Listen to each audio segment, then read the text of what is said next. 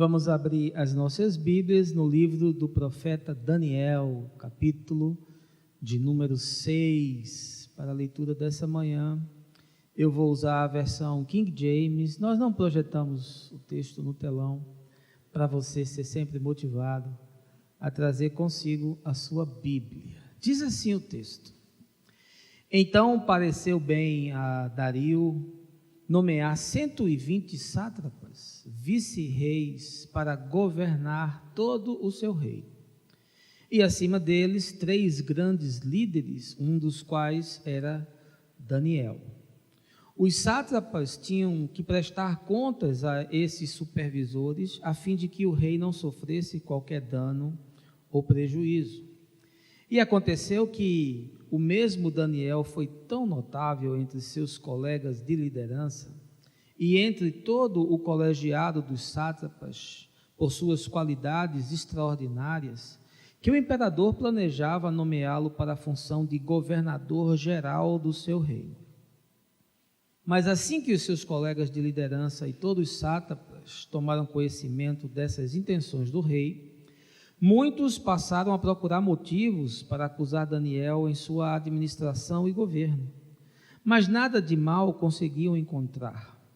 Não puderam achar falta alguma em Daniel e em seu proceder, porquanto ele era leal, nele não havia qualquer desonestidade, desleixo ou erro algum.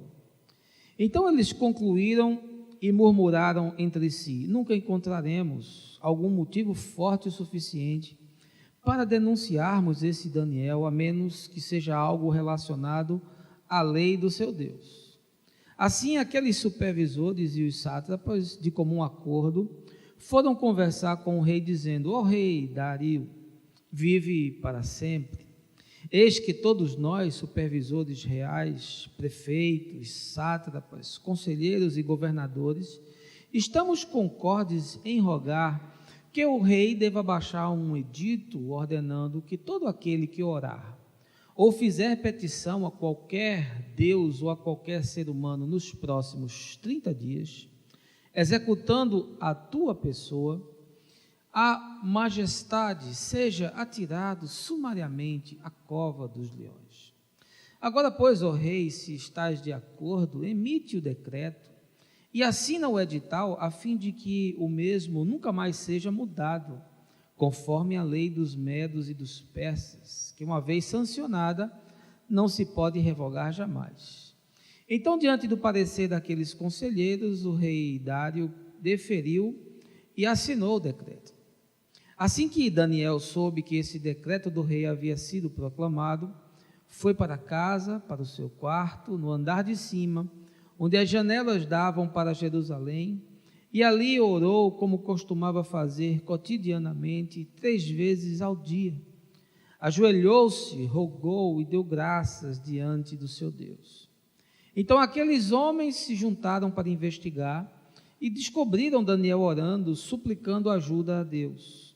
E mais que depressa foram falar com o rei acerca do cumprimento do decreto real e argumentaram: tu não publicastes uma resolução real ordenando que nestes 30 dias toda pessoa que manifestasse um pedido a qualquer Deus ou a qualquer ser humano, exceto a ti, ó rei, fosse atirado sumariamente à cova dos leões?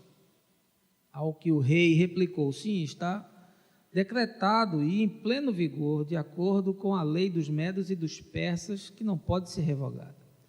Então eles aproveitaram para fazer a seguinte comunicação ao rei: ora, pois, Daniel, um daqueles exilados de Judá, não tem feito caso de ti, nem das tuas ordens e do decreto que assinaste. Muito ao contrário, faz as suas orações todos os dias e 3 vezes ao dia. Ao ouvir tal notícia, o rei ficou profundamente consternado e resolveu salvar Daniel, esforçando-se até o pôr do sol a fim de encontrar uma maneira legal para livrá-lo. Contudo, os homens foram unânimes em insistir: ó rei, lembra-te bem que, conforme a lei dos medos e dos persas, nenhuma determinação real ou edito assinado do rei pode ser alterado ou descumprido.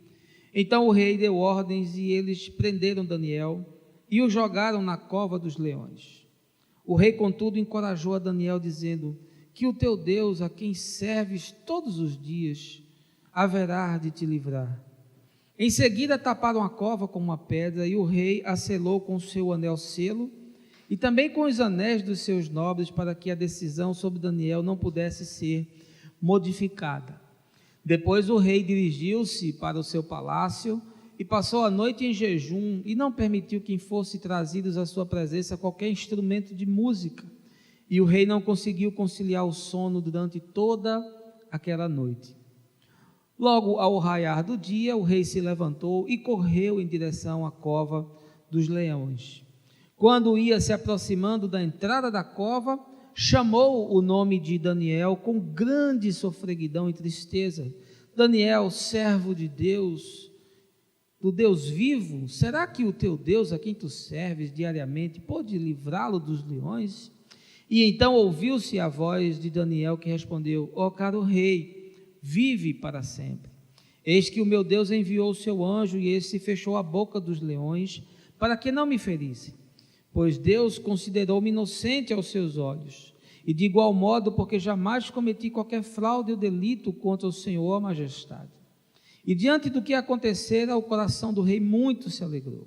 Em seguida o rei ordenou que tirassem Daniel da cova, e testemunharam que não havia nenhum arranhão ou qualquer outro ferimento em todo o corpo de Daniel, pois ele havia confiado continuamente em seu Deus.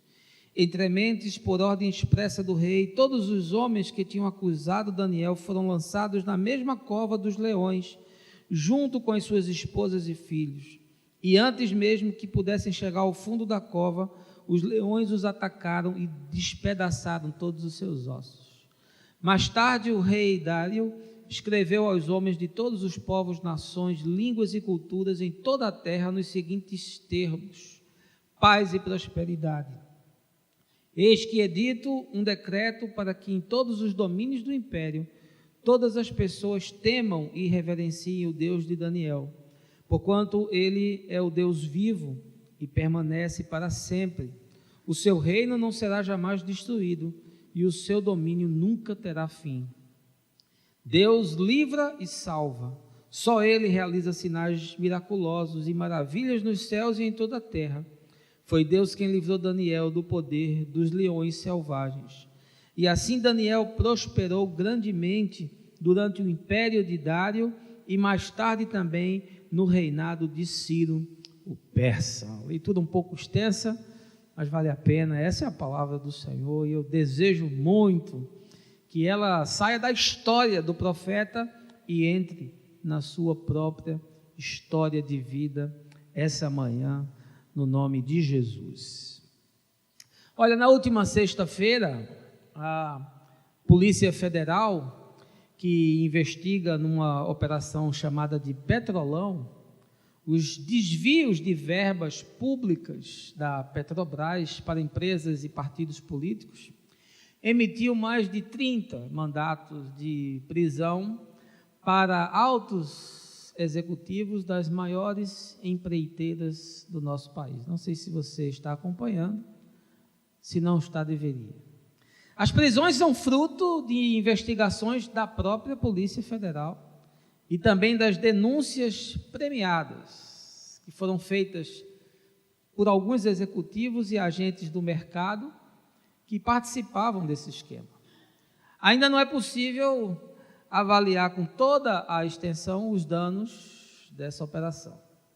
Pelas informações que já foram apuradas, se sabe que o prejuízo desde 2006 é da ordem de bilhões de reais, e que há centenas de envolvidos, entre eles gestores públicos, políticos e partidos políticos, executivos de grandes companhias e lobistas de mercado.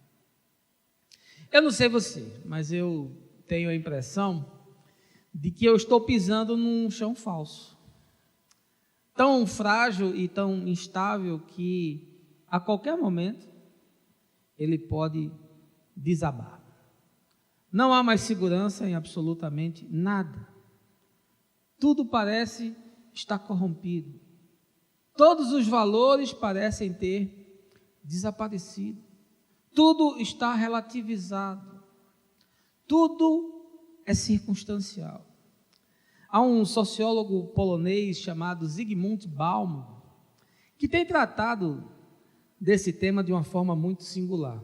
Ele afirma que nós estamos vivendo a modernidade líquida, que é um fenômeno que fez com que o grupo de parentesco, a comunidade tradicional, os laços e as obrigações sociais, a religião, os fundamentos econômicos, a política, ou seja, todos os sólidos construídos durante séculos nas sociedades humanas se dissolveram. Ou na linguagem de Karl Marx, tudo que é sólido se desmancha. Bauman afirma que na modernidade líquida os indivíduos não possuem mais referências, não possuem códigos sociais e culturais que possibilitem eles construir suas vidas dentro de certos padrões. Cada um está por sua conta e risco para buscar seu espaço numa sociedade cada vez mais seletiva econômica e socialmente. Como pensador desse tempo, eu percebo que talvez um dos principais problemas enfrentados pela sociedade moderna é a questão do excesso de possibilidades. Nós estamos vivendo no tempo da overdose das escolhas. Tudo se comoditizou, ou seja, existem dezenas ou até centenas de correspondentes para algo que você deseja ou escolhe. Por exemplo, você vai ao supermercado e são tantas as opções nas prateleiras que é difícil você fazer a feira. Para cada produto ofertado, dezenas de opções, cada qual com um marketing mais eficiente, tentando atrair a sua atenção para definir a sua escolha. Agora imagine esse cenário expandido para todas as dimensões da vida. O que acontece é uma diluição dos compromissos, das responsabilidades, dos acordos e até das ideologias.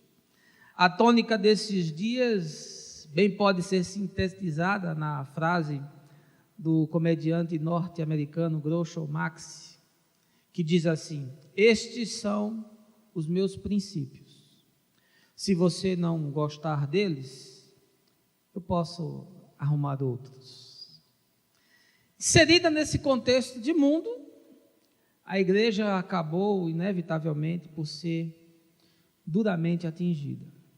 A fé desses dias é, por assim dizer, uma fé líquida. Somos uma geração de crentes sem heróis, sem referências, sem padrões, sem valores, sem princípios. O cristianismo desses dias agoniza em meio a escândalos e a bizarrices de todos os tipos. Tristemente, eu tenho ouvido e visto comunidades serem esquartejadas. O clero, amaziado com interesses financeiros, corrompeu-se. A doutrina foi simbiotizada e sofreu alquimia para atender interesses escusos. E os fiéis estão perdidos entre os bancos e o altar, vivendo uma vida frívola, vazia e totalmente desconectada do Evangelho. Esse é um tempo de gasofiláceos cheios e corações vazios, muita doação e pouca devoção. Os Lázaros da parábola de Lucas estão nas nossas portas e nós, insensíveis que somos, desumanizados que estamos, fazemos de conta que a miséria e a dor não é problema nosso, pois a nós cabe apenas buscar as coisas lá do alto. Essa manhã eu queria falar desse homem, Daniel, um homem com uma fé sólida.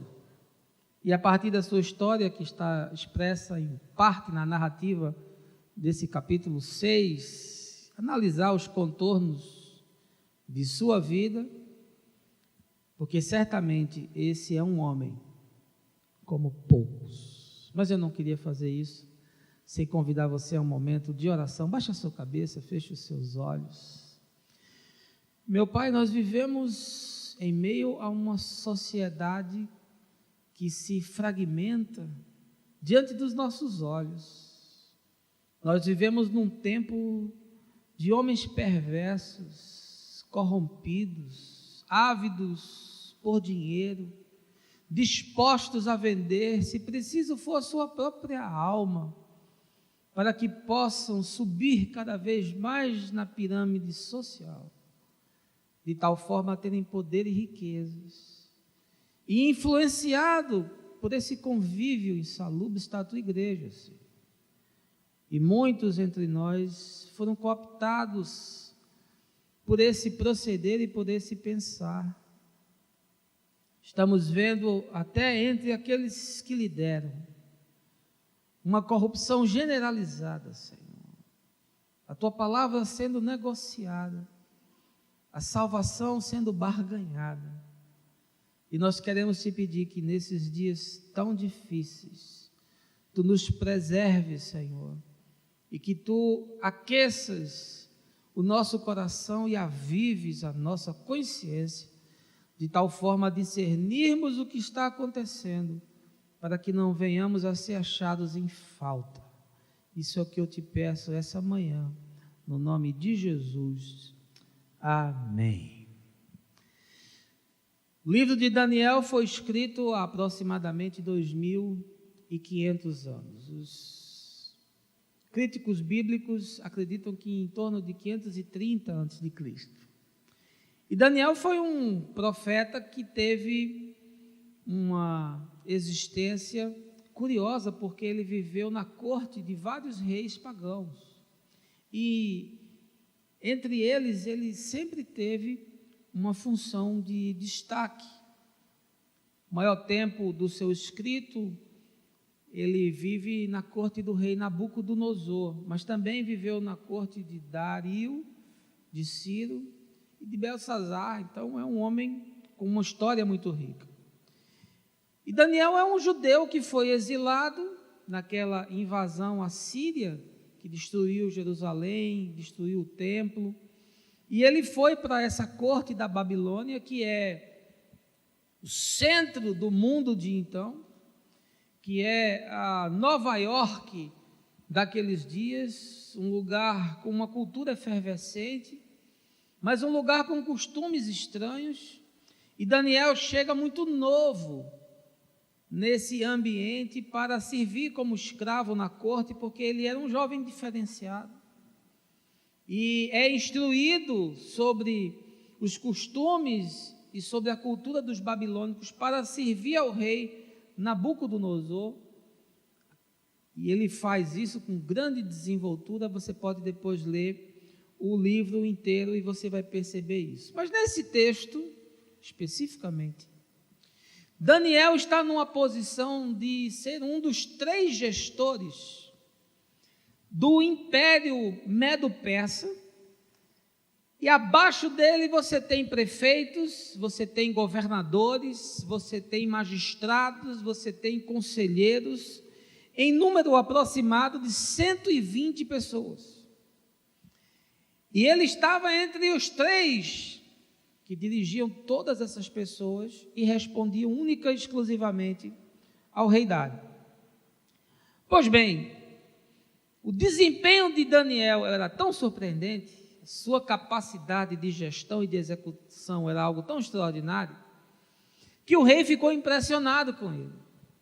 E já havia tomado a decisão de fazê-lo assim um gestor geral, presidente do conselho. Então ele seria aquele executivo que iria comandar a nação inteira e responder única e exclusivamente ao rei.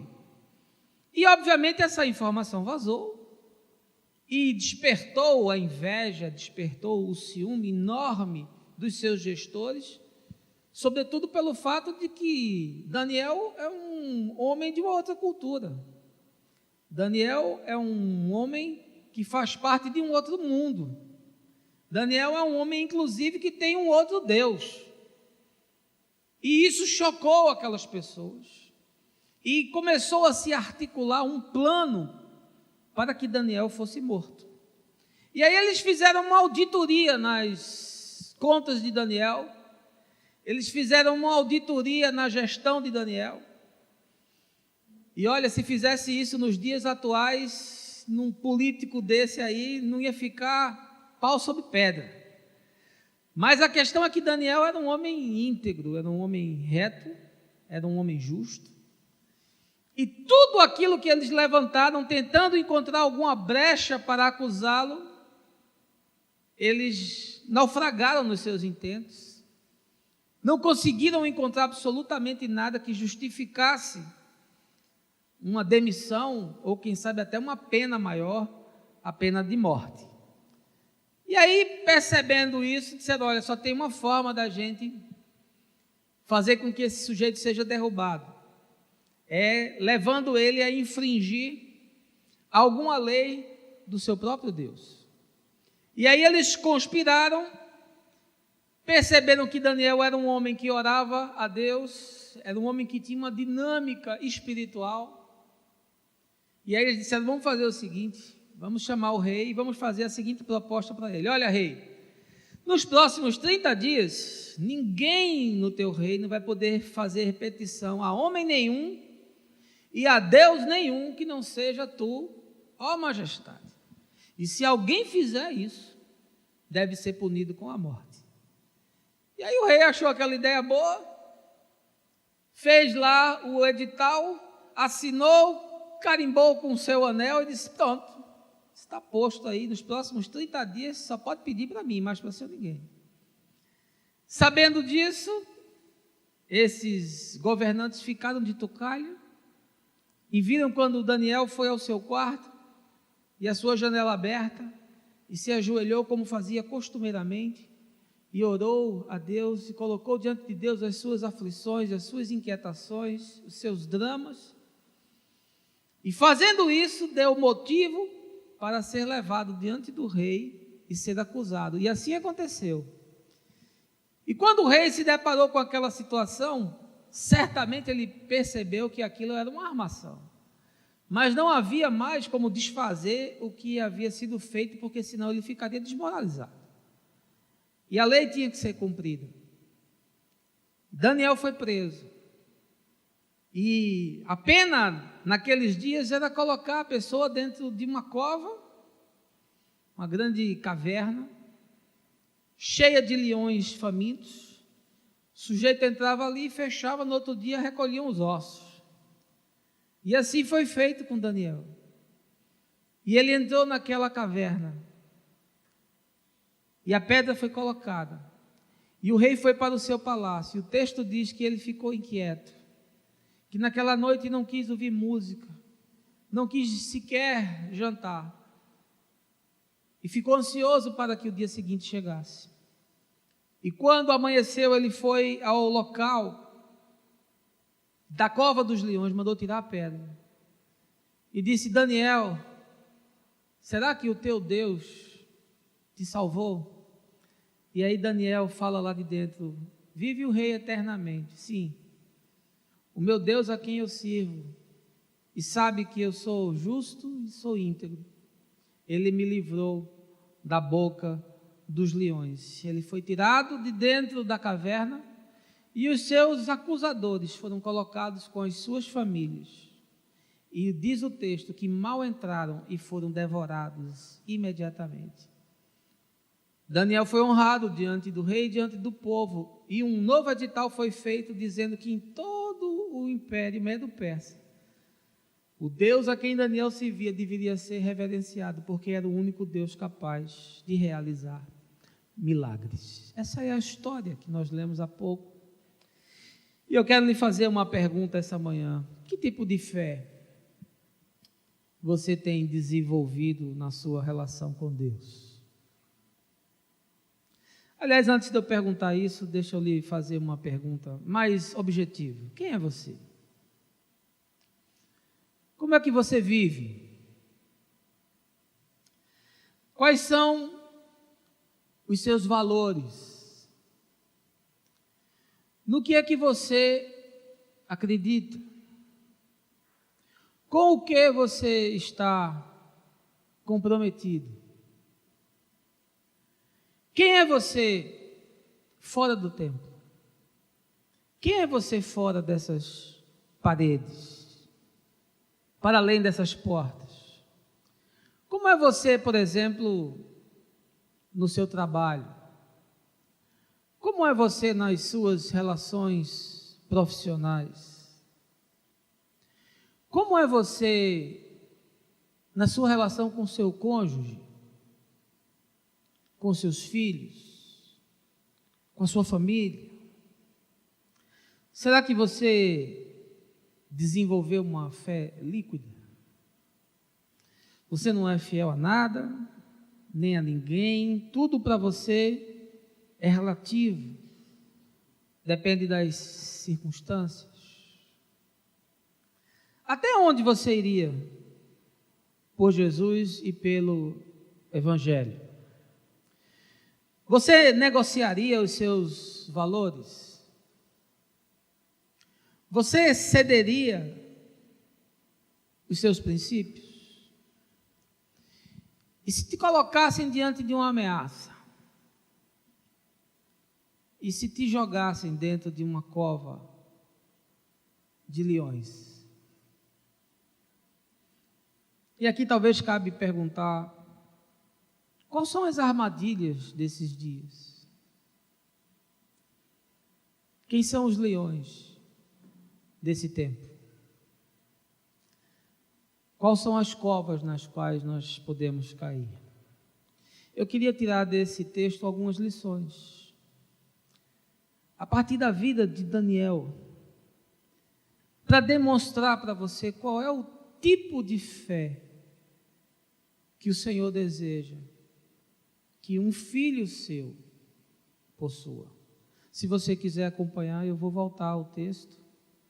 A mensagem é expositiva. Primeira coisa que eu quero lhe dizer que Daniel nos ensina é que na existência eu e você precisamos estar comprometidos em buscar a excelência. Veja aí o verso de número 3 do capítulo 6. E aconteceu que o mesmo Daniel foi tão notável entre seus colegas de liderança e entre todo o colegiado dos sátrapas, por suas qualidades extraordinárias, que o imperador planejava nomeá-lo para a função de governador geral do seu reino. Você quer saber uma coisa que faz construir uma vida que anima, que agrada a Deus? É você buscar a excelência em tudo que você faz. Esse era Daniel. E não é a primeira vez que ele se destaca, porque quando ele era jovem, ele já se destacou entre aqueles que faziam parte da corte de Nabucodonosor, e entre todos os magos e entre todos os videntes, ele era aquele que mais se destacava e foi o único capaz de interpretar o sonho do rei. Nesse texto, Daniel já é um homem velho. Estima-se que ele deveria ter aqui aproximadamente 65 anos. E ainda assim, ele é um homem que se destaca. Ele é um homem que se sobressai. Ele é um homem que faz as coisas com um esmero tal, com uma capacidade tal, que ele se diferencia de todos os outros. Porque Daniel é um homem que busca fazer tudo com excelência. Eu me lembro daquele texto do apóstolo Paulo, lá em Efésios capítulo 6, em que ele diz que aqueles que trabalham devem trabalhar como se o fizessem para o Senhor. Você tem essa consciência? Você trabalha na sua empresa como se você estivesse trabalhando para Deus? Você busca a excelência naquilo que você faz? Você é um perfeccionista? Você gosta de que as coisas sejam feitas da melhor maneira possível? Pois bem, eu quero lhe dizer que quem assim o faz na existência agrada a Deus. Você deveria ser o melhor profissional da sua empresa. Você deveria ser o melhor profissional do seu departamento. Você deveria ser o melhor gerente. Você deveria ser o melhor diretor. Você deveria ser o melhor funcionário. Você deveria ser o melhor operário. Você deveria ser o melhor vendedor. E se isso não está acontecendo, eu quero essa manhã lhe dar uma palavra. Busque a excelência em tudo o que você faz. Se a sua empresa ou o seu trabalho lhe provocam amargura, se você faz as coisas gemendo, se você sente uma indiferença em relação à sua profissão, se você está empurrando caixa, se você não tem mais brilho nos seus olhos, se você não sente uma paixão pelo que faz quando se levanta, eu quero lhe dizer, tem alguma coisa equivocada. Porque você deveria olhar para o seu trabalho, para os seus negócios, com o desejo de fazer tudo com excelência. Você deveria executar as coisas com perfeição. Você, dentro da sua companhia, deveria ser a pessoa mais colaborativa de todos. Você deveria ser a pessoa mais pacificadora de todos. Onde há qualquer foco de desentendimento, onde há qualquer foco de inveja, de ciúme, de fofoca, você deveria ser aquele elemento de apaziguamento. Você deveria ser o funcionário mais justo, o gerente mais justo, que olha para todas as pessoas com singularidade, que respeita as idiosincrasias de cada um, que entende a capacidade e o potencial de cada pessoa, que é sensível a momentos de dificuldade. Você deveria ser essa pessoa.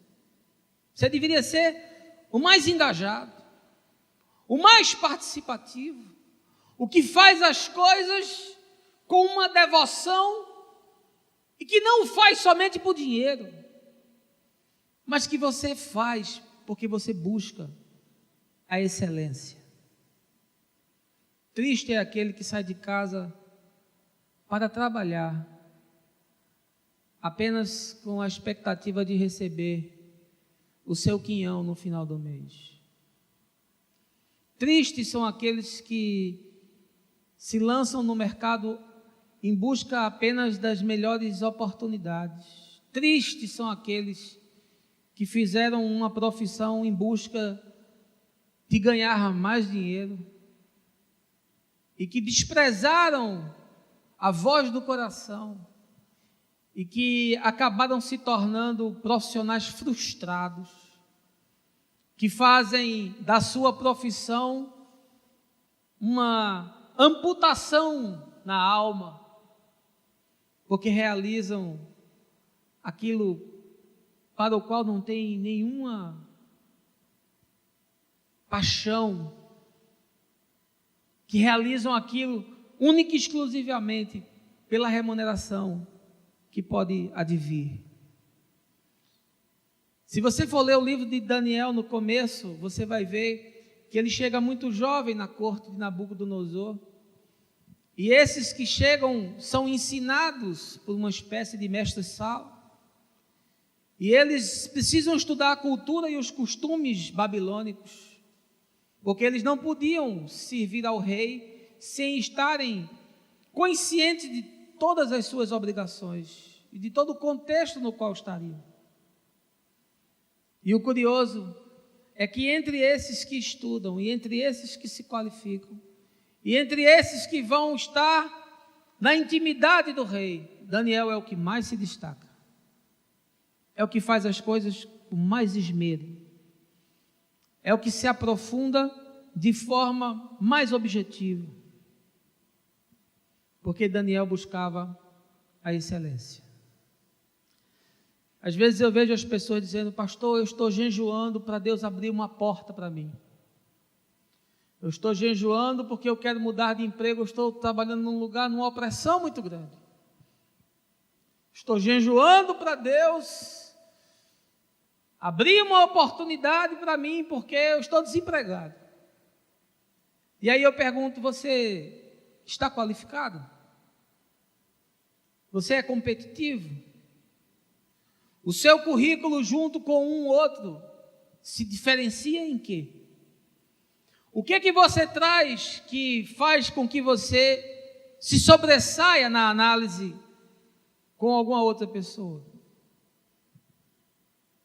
E aí as pessoas me dizem coisas absurdas, como se Deus fosse injusto de dar a um alguma coisa, porque ele foi no culto de oração, entrou na campanha das 7 semanas, pegou uma chave que abre qualquer porta e que fecha qualquer porta. E aí o sujeito fica meses e às vezes anos desempregado, a tal ponto que se frustra com Deus, a tal ponto que se evade da comunidade e vai em qualquer lugar, em qualquer terreiro, onde alguém lhe prometa que uma oportunidade, uma porta vai se abrir. Essa é a realidade desses dias. E eu que sou pastor, sei o que eu estou lhe dizendo. Mas era diferente com Daniel. Ele se destacava em tudo que fazia, a tal ponto que o rei disse, desses 3 que governam sobre todo o meu reino, esse homem é o que mais se destaca. E eu vou colocar ele sobre todos. Segunda coisa que Daniel nos ensina sobre uma vida que agrada a Deus, que desenvolve uma fé sólida, não uma fé líquida. E ele nos ensina que a gente deve construir a nossa vida de tal forma que a gente alcance o respeito das pessoas. Veja aí no verso de número 4. Mas assim que os seus colegas de liderança e todos os sátrapas tomaram conhecimento dessas intenções do rei, muitos passaram a procurar motivos para acusar Daniel em sua administração e governo, mas nada de mal conseguiam encontrar. Não puderam achar falta alguma em Daniel e em seu proceder, porquanto ele era leal. Nele não havia qualquer desonestidade, desleixo ou erro algum. Você quer ser um homem, você quer ser uma mulher que agrada a Deus? Eu vou lhe dar uma dica: conquiste o respeito das pessoas. Daniel era um homem disciplinado. Daniel era um homem irrepreensível. Eu me lembro de uma expressão que eu sempre gostei de usar e assinei alguns textos durante algum tempo com essa expressão: semper fidelis. Sempre fiéis. É uma expressão que foi usada em muitas situações, mas ela especialmente é o lema dos Marines. Ela é o lema dos fuzileiros navais americanos. E olha, se há uma instituição nos Estados Unidos que o povo ama e respeita, são os fuzileiros navais. Pois bem, a expressão, o slogan dos fuzileiros é semper fidelis, ou semper fi, que é uma abreviação, sempre fiéis. Daniel era esse homem. Ele despertava nas pessoas a admiração. Ele despertava o respeito de todos aqueles que o cercavam. E quando houve uma circunstância que permitiu que o seu caráter fosse avaliado, que permitiu que a sua vida fosse escrutinada, quando eles foram buscar alguma coisa que desabonasse a Daniel, diz o texto, eles não puderam encontrar, porque ele era leal, porque não era desleixado, porque nele não havia desonestidade. Deixa eu te perguntar uma coisa, meu irmão: se a tua vida for avaliada, o que é que vai ser achado? Se os teus negócios forem avaliados, o que é que vai ser achado? Se o teu imposto de renda for avaliado, o que é que vai ser achado? E talvez você já consiga rapidamente identificar algumas questões que são críticas. E eu lhe pergunto, o que é que você está fazendo para corrigir isso? O que é que você está fazendo que mudou em relação ao que você fazia antes? Ou você está me dizendo que a única coisa que mudou na sua vida é que você antes ia no domingo para a praia e agora você está aqui no culto? Que na quarta-feira você ia para a Ilha do Retiro e agora você está na reunião de oração? Que você mudou a sua agenda, mas que você não mudou o seu procedimento? Deixa eu lhe dizer uma coisa, a religião muda a agenda, mas o evangelho muda pessoas. O que é que precisa ser revisto na sua vida? E você está empurrando isso com a barriga. Daniel, diz o texto, era um homem fiel. Nós vivemos num tempo em que as pessoas não são mais fiéis a coisa alguma. As pessoas não são fiéis nas suas relações conjugais. Quantidade de adultério masculino que existe é a mesma quantidade de adultério feminino. Há anos atrás eu aconselhava 10 homens que adulteraram em uma mulher. Hoje é 10-10. Que tristeza. As pessoas não são nem fiéis mais à pátria. Nietzsche disse que houve um tempo em que as pessoas morreriam pela pátria, pela família e por Deus, mas esse tempo já passou. Nós não somos fiéis mais a nada. Estava conversando com o Belém, lá no escritório ali da reunião da diretoria na sexta-feira, ali no Barreal. E aí a gente estava falando sobre isso. As pessoas não são mais fiéis a nada. O sujeito está numa empresa, se você pagar R$100 a mais, ele sai e vai para outra. O sujeito está vendendo um produto, se você pagar R$100, ele vende um muito pior, mas como ele é um vendedor ninja, ele vai vender do mesmo jeito. Porque não são mais fiéis a nada. Porque não há mais nenhum tipo de fidelidade. Ninguém é fiel ao seu líder. Dentro da própria organização, o cara está minando o chefe para o chefe cair e ele assumir. Dentro da igreja, as pessoas estão minando o pastor. Não existe nenhum tipo de lealdade. Nós não caminhamos com pessoas. Nós não somos leais. As pessoas não têm nenhum tipo de procedimento ético. As pessoas não têm nem fidelidade intelectual àquilo que aprenderam. Mudam as suas posições conforme o lado em que o sol aparece. Não são sequer leais a si mesmos. Mas Daniel era um homem que despertava o respeito das pessoas. E olha, meu irmão, Daniel era um judeu, exilado, então ele era um estrangeiro, com hábitos e costumes diferentes, servindo a um Deus diferente, portanto, ele era foco de todos os preconceitos, de todas as discriminações que você possa imaginar, e mais ainda porque ele havia se destacado. E ainda assim, ele era um homem respeitado. Há um texto que me impressiona muito nas Escrituras, que está lá no livro de 2 Samuel.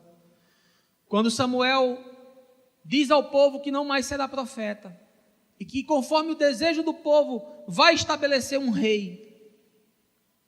Mas esse não era o desejo de Deus, porque o rei de Israel deveria ser o Senhor. Mas não sendo o Senhor, foi Saul. E vocês viram no que deu. Mas o que me impressiona é o fato de Samuel chamar toda a congregação e dizer: eu desafio todos vocês a virem aqui e mostrarem a quem eu defraudei, a quem eu roubei, a quem eu insultei, a quem eu fiz injustiça. Eu desafio todos vocês aqui. Porque Samuel era um homem respeitado. Essa semana uma pessoa me contou no aconselhamento que estão vivendo uma circunstância horrível no trabalho, porque entre uma equipe de pessoas que trabalha, há um que é crente. São 12 ou 15, e um é crente.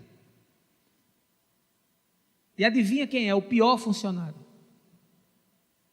Adivinha quem é o funcionário que mais se escora? Adivinha quem é o funcionário que é mais aproveitador. Adivinha o funcionário que age com as piores decisões e que revela o pior comportamento? Adivinha quem é? Agora adivinha quem é também o funcionário que no WhatsApp manda aqueles bonequinhos orando, jejuando, cantando e aquelas frases: o Senhor vai alegrar o teu dia, o Senhor vai fazer a sua vontade, ao Senhor a glória eterna nos céus e na terra. Adivinha? E a pessoa estava me contando e dizendo: eu estou envergonhado, porque não tenho respeito. Quem é você no seu trabalho? Quem é você na sua profissão? Como é que o mercado olha para você? Será que você não cresceu porque você não merece? Ou será que você não cresceu porque você não tem respeito? Porque as pessoas não acreditam no que você diz e porque as pessoas não acreditam no que você faz. Você quer agradar a Deus e ter uma vida consistente e uma fé sólida? Busque o respeito das pessoas. Seja fiel. Sempre fidelis. Em terceiro lugar, eu quero dizer que Daniel nos ensina a desenvolver uma espiritualidade que equilibre ação e devoção. Veja aí o verso de número 10. Assim que Daniel soube que esse decreto do rei havia sido proclamado, foi para casa, para o seu quarto, no andar de cima, onde as janelas davam para Jerusalém, e ali orou como costumava fazer cotidianamente 3 vezes ao dia. Ajoelhou-se, rogou e deu graças diante do seu Deus. Daniel era um homem de ação. Daniel era um homem de decisão. Daniel era um homem de execução. Mas Daniel também era um homem de oração. Era uma espiritualidade equilibrada. Ah, como isso é difícil. Porque eu ou encontro gente alienada, neurotizada, dizendo que está lutando com o demônio, dizendo que está jejuando atrás de receber os melhores dons, gente que vê o capeta em tudo quanto é coisa da vida, que demonizou a existência. Ou eu encontro os ativistas, aqueles que estão envolvidos com todas as causas, aqueles que participam de todos os encontros, aqueles que trabalham em todos os ministérios, aqueles que frequentam todas as reuniões, mas em contrapartida não tem nenhum peso de gravidade na vida. Se vocês colocarem eles 30 minutos num momento de adoração, eles vão ficar irrequietos, eles vão ficar se coçando, eles vão ficar olhando o celular, eles vão ficar olhando para o teto, eles vão sair para beber água, eles vão sair para beber xixi, para fazer xixi, beber xixi não, para fazer xixi, eles vão ficar loucos, sabe por quê? Porque eles não conseguem parar para ouvir a Deus. E olha, quando você está aqui na frente, hoje menos porque pregando, são poucos os que desrespeitam o pregador, mas existem. E quando eu estou falando, todos estão prestando atenção, na sua grande maioria. Mas quando eu ministrava louvor, e eu passei 20 anos ministrando louvor, era uma coisa horrorosa. Olhar para a congregação e ver que apenas 10 ou 15% estava entendendo o que estava acontecendo naquele momento, que o resto estava totalmente desconectado, fazendo as coisas mais bizarras que você possa imaginar.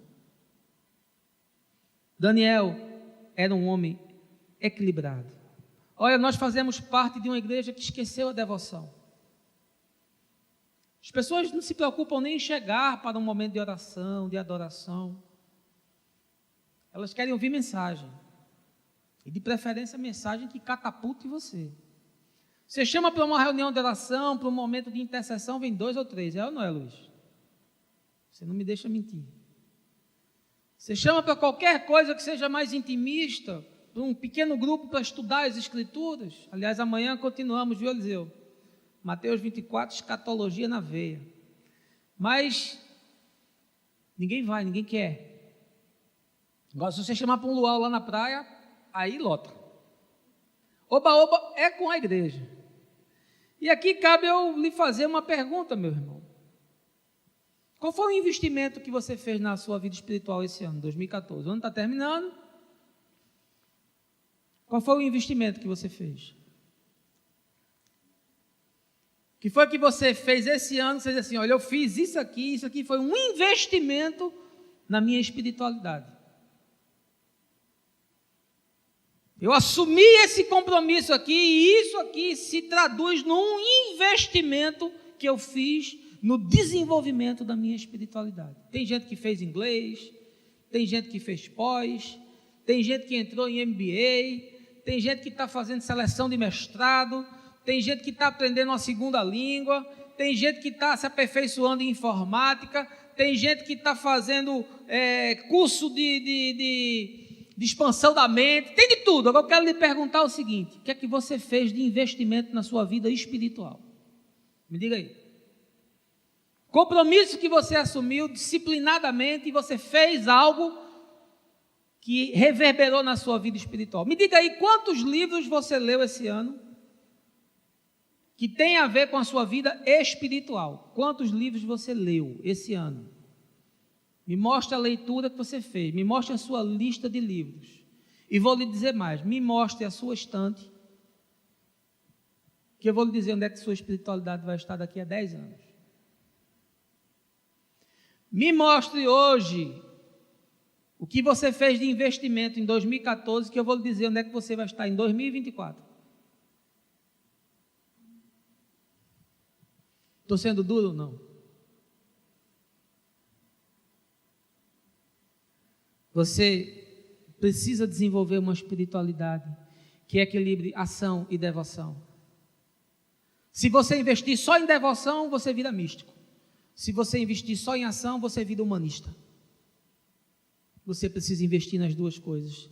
Daniel era um homem de ação. Daniel botava a mão na massa. Daniel entrava para decidir. Daniel é feito aquele menino que da Fórmula 1. Taca-lhe pau, taca-lhe pau, taca-lhe pau. Daniel tacava o pau. E a gente que é nordestino conhece bem essa expressão. Mas Daniel era um homem que subia, ia para o seu quarto, fechava a porta. E o texto diz 3 vezes por dia, mostrando que era um homem de dinâmica espiritual. Colocava o seu joelho no chão e dizia: Deus, me ajuda, porque o negócio aqui não é fácil. Ele era um homem de devoção. Ele fazia aquilo, diz o texto, cotidianamente. Ele era um homem que estava desenvolvendo a sua salvação. Eu gosto muito desse texto de Paulo, quando Paulo diz: desenvolvei a vossa salvação. Ele nos mostra que a espiritualidade é algo que precisa ser desenvolvido. E que se você não investe no desenvolvimento, ela atrofia. Eu conheço gente que está a mesma coisa, desde que se converteu até hoje, é a mesma coisa. Com os mesmos hábitos, entendendo as mesmas coisas que entendia há 5 anos atrás, há 10 anos atrás, há 15 anos atrás. Ele decorou meia dúzia de versículos, mas ele não sabe encontrar o livro de Daniel. É um sufoco, hein? Daniel é difícil. É, não é? 4º lugar, eu quero lhe revelar aqui na vida de Daniel, se você quer ser alguém que quer agradar a Deus, seja um homem de princípios, não um homem de sucesso. Veja aí no verso de número 22. Eis que o meu Deus enviou o seu anjo, e este fechou a boca dos leões para que não me ferissem. Pois Deus considerou-me inocente aos seus olhos, e de igual modo, porque jamais cometi qualquer fraude ou delito contra o Senhor, ó majestade. Olha, meu irmão, por muito menos eu vejo o cara negar a Deus. Por muito menos eu já vi gente quebrar princípio de toda a ordem, de toda a natureza. Aliás, eu já disse para vocês que 80% dos problemas que me trazem não tem nada a ver com o Evangelho. Só o bom senso resolveria. 80% dos problemas são coisas grosseiras, que só bom senso resolveria. Os outros 20% são quebras de coisas explícitas que as Escrituras condenam. que se o cara lesse o Novo Testamento já estava tudo resolvido. Se ele levasse Deus a sério e a Bíblia a sério, já estava tudo resolvido, não precisava nem de pastor. Agora, Daniel não negociou, foi com a vida. Porque no momento que disseram, olha, você vai para a cova dos leões, ele podia ter dito, eu não estava orando não, meu irmão. Eu estava orando ao rei. Eu estava orando a Haddad, que é o meu rei e o meu Deus. Acabou-se. Tinha torado a galera na emenda. Mas Daniel era um homem de princípios, ele não era um homem de sucesso. Aliás, essa frase é uma frase de Einstein. Ele era um homem de princípios, ele não era um homem de sucesso. Ele não negociou. Ele não deu jeitinho, ele não flexibilizou, porque Daniel era um homem de valor. Agora, e eu e você, meu irmão? A gente quer ficar bem na foto diante de quem? Porque Daniel disse, olha, eu não fui morto pelos leões porque eu estava sendo íntegro com Deus, e eu também estava sendo íntegro com o rei. Mas às vezes, para você ser íntegro com Deus, você vai parecer desonesto ao rei. E você precisa decidir quem é que você quer agradar, se você quer agradar a Deus ou se você quer agradar aos homens. Olha, eu já me vi diante de situações na minha vida, meu irmão, que são impensáveis. E eu já perdi muito dinheiro porque eu quis agradar a Deus. E Deus sabe disso. E não foi pouco dinheiro, não. Porque nesse país, a prova está aí. Para você fazer alguma coisa, você tem que corromper. Seja público, seja privado. Porque a regra é a corrupção. A corrupção é o modus operandi. É como o jogo é jogado. E se você não quer jogar, não desça para o play. Mas Daniel era um homem íntegro. Ele não negociava os seus princípios. Eu quero lhe trazer a palavra que a Escritura diz que a vingança é do Senhor. A vingança não é de Daniel. Não foi Daniel que chegou para o rei e disse, olha, já que eu não fui comido pelos leões, então significa que eu fui acusado injustamente, não é? É. Então é o seguinte, pega quem me acusou agora e bota aqui dentro para ver o que é que vai dar. Não, a decisão não foi dele. A decisão foi do rei. E diz o texto que o coração dos reis estão nas mãos do Senhor, e ele o inclina para a direita ou para a esquerda, conforme ele quer. Porque Daniel era um homem de princípios, não era um homem de sucesso. Eu tenho tentado, meu irmão, na minha vida ser um homem de princípios, e eu lhe digo que não é tarefa fácil. Mas também eu quero lhe dizer que agindo por princípios, a sua atitude fecha a boca do leão. Você quer caminhar incúlpe diante do seu Deus e diante dos homens? Haja por princípios e você vai fechar a boca do leão. Tem um leão querendo comer você? Tem um leão que está perseguindo você? Tem um leão que está caluniando você? Tem um leão que está destratando você? Deixa eu lhe dar uma palavra de Deus essa manhã. Haja por princípios. E o próprio Deus vai fechar a boca desse leão. Não pense que você vai ter que entrar em campanha, fazer salamaleque, dar oferta de grande valor, porque tudo isso é fuleiragem. Você quer tapar a boca do leão? Você quer entrar e sair da caverna incólume? Eu vou te dizer como você faz isso.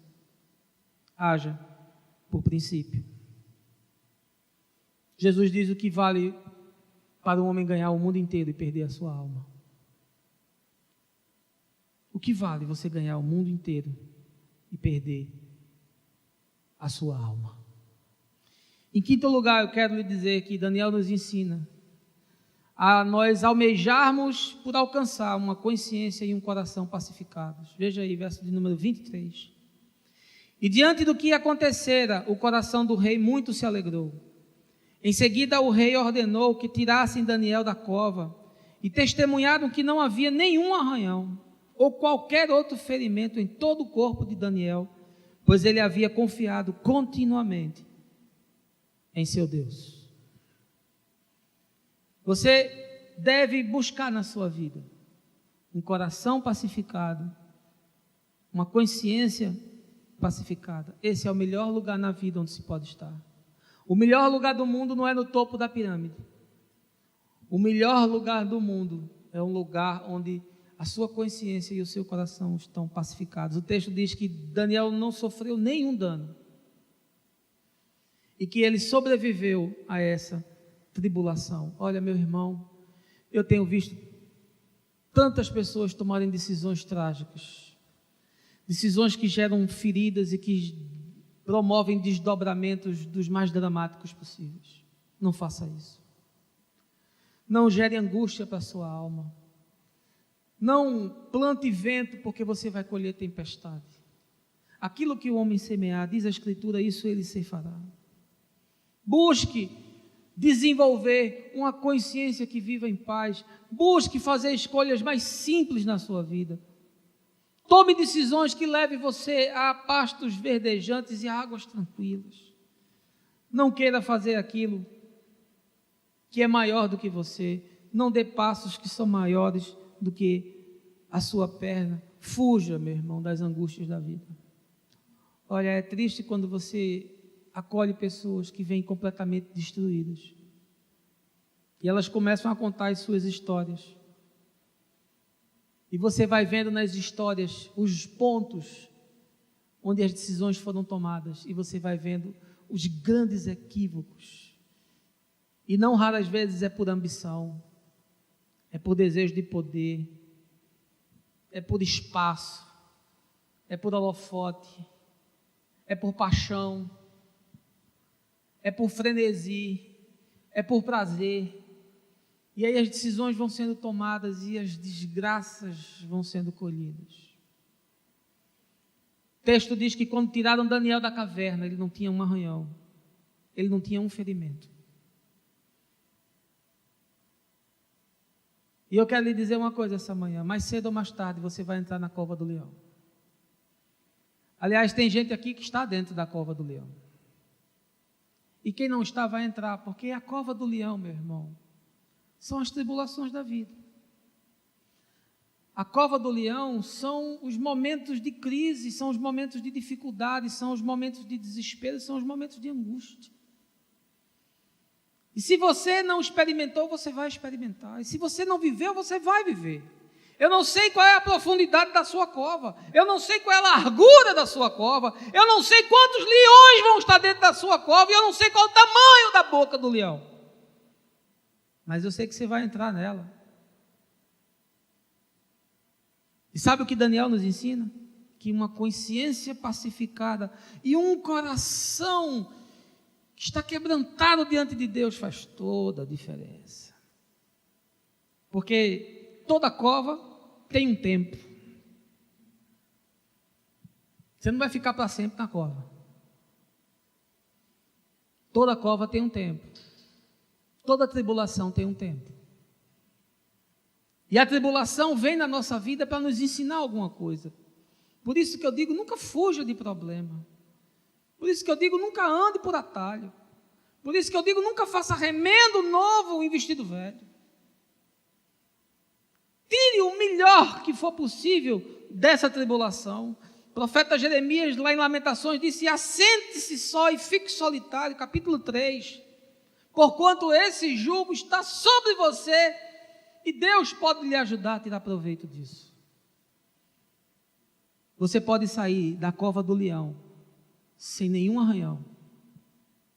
Você pode sair intacto, não obstante ter sido moído. Lá em Apocalipse, quando Jesus escreve as cartas às igrejas, ele diz: aconselho que você compre de mim ouro que foi refinado no fogo. Nossa vida por vezes passa pelo fogo. E o cutelo de Deus está ali, esmagando você, lhe triturando para fazer algo melhor. Jeremias foi na casa do oleiro, e o oleiro destruiu o vaso e fez outro vaso novamente. Você precisa ser um vaso de honra na casa de Deus. Você precisa ser um vaso de honra na sua família. Você precisa ser um vaso de honra na sua profissão. Porque toda cova tem um tempo. E você vai sair dela melhor do que você entrou. Amém? Invista em ter um coração e uma mente pacificados. E confie no braço do Senhor. Quem tirou Daniel da caverna foi o Senhor. Quem permitiu que Daniel fosse para a caverna foi o Senhor. Podem conspirar contra você. Podem se levantar contra você. Mas maior é o que está em você do que o que está no mundo. E aquele que cuida de você vai guardar a sua vida. E em último lugar, eu quero lhe dizer: transforme a sua existência numa grande inspiração para outros. Veja aí o verso de número 26. Eis que é dito um decreto para que em todos os domínios do império todas as pessoas temam e reverenciem o Deus de Daniel, porquanto ele é o Deus vivo e permanece para sempre. O seu reino não será jamais destruído e o seu domínio nunca terá fim. Daniel entrou na caverna e Daniel saiu da caverna. Mas quem foi honrado não foi só Daniel, não. Foi o Deus a quem Daniel servia. O Deus de Daniel foi exaltado. E aqui eu quero lhe dar um conselho. Meu irmão, faça as coisas para a glória de Deus, não faça para a sua glória. Texto que João Batista fala sobre Jesus, ele diz: convém que ele cresça e que eu diminua. Faça as coisas para a glória de Deus. Não queira você receber os louros e o mérito, porque a glória de Deus é alimento para Deus e é veneno para você. Olha, eu me lembro na época em que estava na comunidade, eu nunca pedi para ser ordenado, nunca. Eu nunca pedi para ser colocado em função, nunca. Nunca negociei isso, nunca tratei desse assunto. E vi outros fazendo carreirismo, e vi outros jogando aqui para pegar ali, e vi outros negociando, inclusive, princípios para serem ordenados. Eu nunca negociei isso. Se eu estou aqui hoje pregando, é porque foi Deus quem me chamou, foi Deus quem me levantou, foi Deus quem me capacitou. Sim, eu recebi a imposição de mãos de homens de Deus, recebi. Mas eu jamais negociei isso. Eu nunca sentei numa sala para conversar com ninguém sobre a minha ordenação, para pedir ordenação, para barganhar a ordenação. Eu nunca fiz isso. Eu nunca pedi para pregar, eu nunca pedi púlpito, eu nunca pedi igreja, eu nunca pedi ministério. Nunca. Porque a glória é de Deus. Sabe o que esse texto me revela? Que Daniel era um homem que inspirava os outros. Você é uma inspiração. A sua vida inspira a quem? Tem gente que não inspira nem a mulher. Tem gente que não inspira nem o marido. Tem gente que não inspira os filhos. Tem gente que não inspira os funcionários. Tem gente que não inspira os fiéis.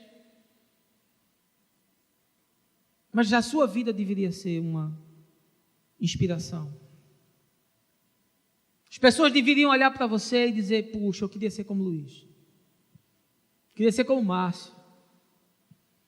Puxa, eu queria ser como a Tati. Queria ser como a Lalinha. Queria ser como André. A sua vida deveria ser uma inspiração. Daniel, com a sua vida, atraiu a glória de Deus para Deus.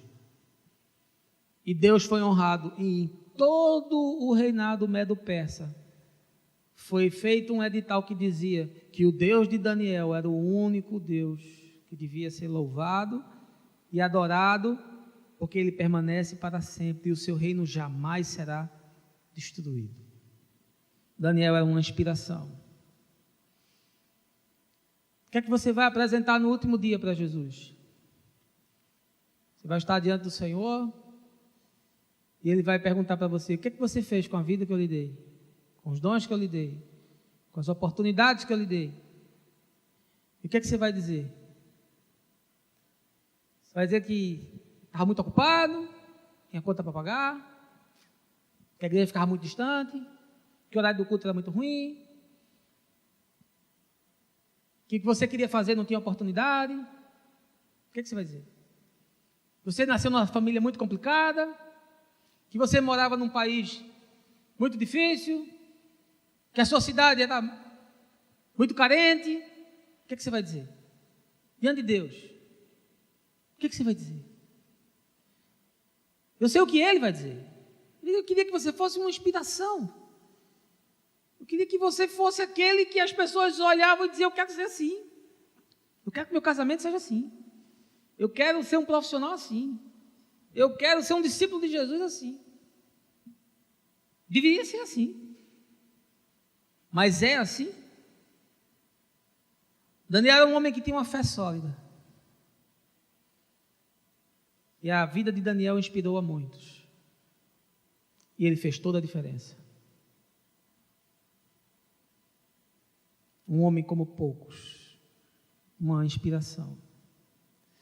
Eu queria concluir dizendo para você que esses dias são muito difíceis. Ninguém quer compromisso com nada, ninguém quer responsabilidade com nada, ninguém quer ser leal a nada.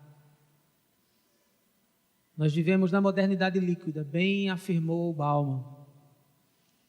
Mas nós corremos um risco muito maior, que é desenvolver uma fé líquida. É uma fé que não se compromete com nada. É uma fé que não encarna nada. É uma fé que não reverencia nada. É uma fé que não se disciplina para nada. É uma fé que não se esforça para nada. É uma fé que não inspira nada. É uma fé que não realiza nada. Essa semana que passou, eu estava vendo aquele filme Poderoso Chefão Parte 3. Eu já vi aquele filme umas 15 vezes, estou falando sério. E toda vez que eu mudo de canal e está ele, eu vou ver de novo. Eu gosto tanto que a Aguinaldo até me deu de presente o ano passado, nessa época do Natal, uma coleção completa com os DVDs e com fotos do filme e tudo mais. Se ele deu isso ano passado, eu fico pensando o que é que ele vai dar esse ano. Aleluia. Esse ano vai ser muito mais do que foi o ano passado. Já estou ansioso pensando no que é que ele vai me dar esse ano. Mas ele me deu essa série e foi um presente maravilhoso, porque eu gosto demais do filme. E nesse Poderoso Chefão 3, se você assistiu, o Michael Corleone já está velho, já está cansado de matar gente, já está cansado de fazer trambique, já está cansado de fazer negociata, e agora ele quer ser um cara honesto. E aí ele está tentando limpar os negócios dele, saiu das contravenções, saiu do negócio todo, dos jogos, dos cassinos, aquela coisa toda, e agora ele está virando um cara com a ficha limpa. E há um momento no filme em que ele vai para o Vaticano, ele está tentando fazer uma negociação enorme com uma empresa chamada Imobiliare, e aí ele vai para o Vaticano e ele vai conversar com um cardeal, porque recomendaram que esse cardeal era um cara sério. E no filme esse cardeal vai ser o Papa João Paulo I, aquele que dizem que foi assassinado. E no filme, inclusive, fica clara essa conspiração. Pois bem, ele vai conversar com esse cardeal antes dele ser o Papa. E aí ele está conversando com o cardeal, e o cardeal percebe que ele é um homem denso, ele é um homem pesado, e ele diz: você não quer se confessar?